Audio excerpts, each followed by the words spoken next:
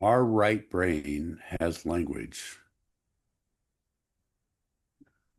And this is, I'm almost a little hesitant to say this.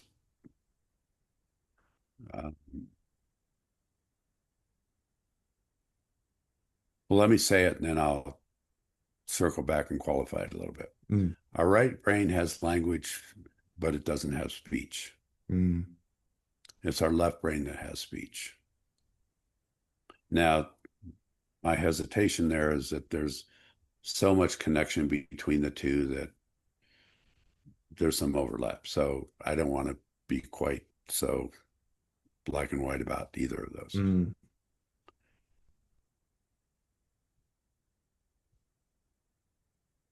When we really get another person, and I mean really get them, that's a right brain to right brain connection. There's a lot of language in there, but there's no speech. Mm. That makes sense? Following Yes, what I'm it's saying?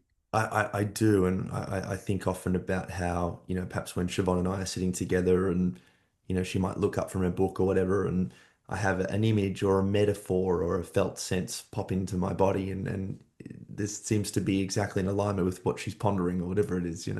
Exactly. Mm. And yeah, exactly. And it's like the same way with Kimberly that she'll look at me and she'll just look at me and I sort of melt inside. It's like she doesn't have to say anything. Yes, yes. And horses do the same thing. Horses have a huge amount of language. They just don't have speech. Mm.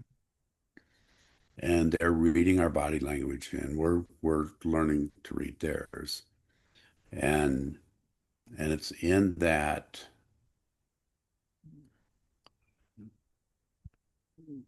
when we can get there, and I'm trying to come back to your question of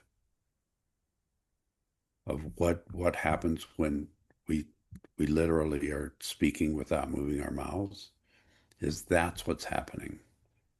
It's like body language, movement, energetic process. We about 80 to 90% of all communication is that. Mm. When we allow ourselves to really go into it, we can make it close to 100%.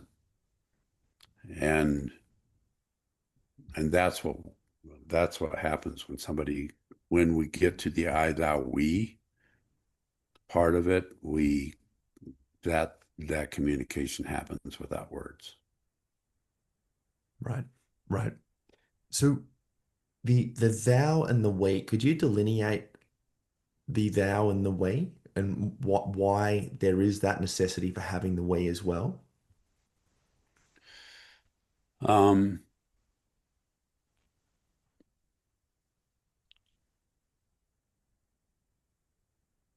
yes, this is really good because I'm writing about this right Oh, perfect. Perfect. Guarantee it wasn't scripted, everyone listening. now. That's true. Actually, what this is a bit of an aside.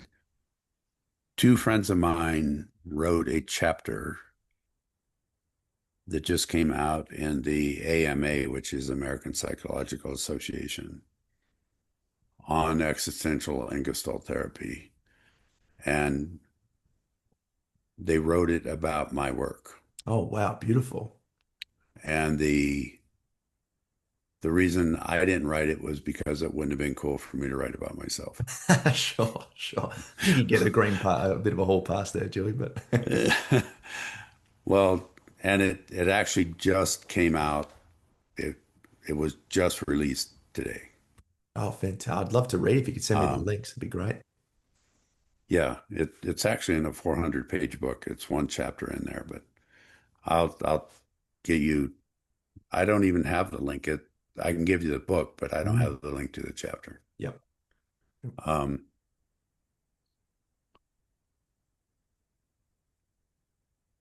and part of it was about this. I thou is about is different than I it. So I'll give a little background here. Mm, Where I it is objectifying the other. I thou is a process of not objectifying the other. But I thou does not necessarily mean that we're making contact. mm, It just means that I can say, look at and where I live, there are a lot of elk around. There's like hundreds of elk that go through. And there are many times where I just have a sense about them, but we're not truly making contact. It's the contact of the I and the thou that creates the we. I love that. Brilliant. And so, um, and it's the same. I mean, we can how we do something is so important. Like we can look and a lot of the work I do too has been around working with objectifying women who have been objectified. Mm, And and there's a big difference between objectifying a woman and going, and please forgive me for saying this, I'll say it in nice words, nice body. yeah, And totally.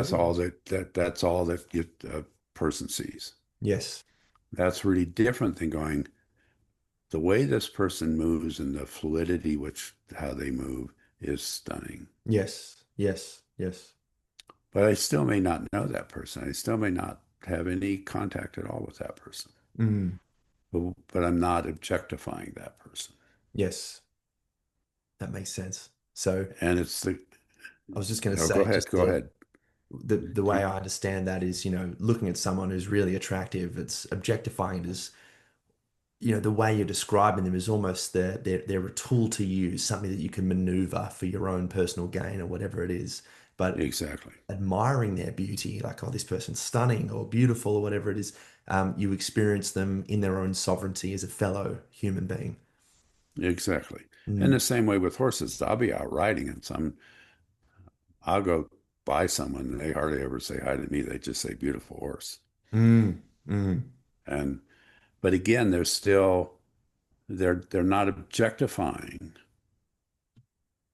in those scenarios, and there's still no contact. mm, It's just a process of seeing another as fully sovereign, as wonderful, knowing that they've had experiences in their life that are amazing, knowing that probably they've had experiences that haven't been so amazing, all of those kinds of things.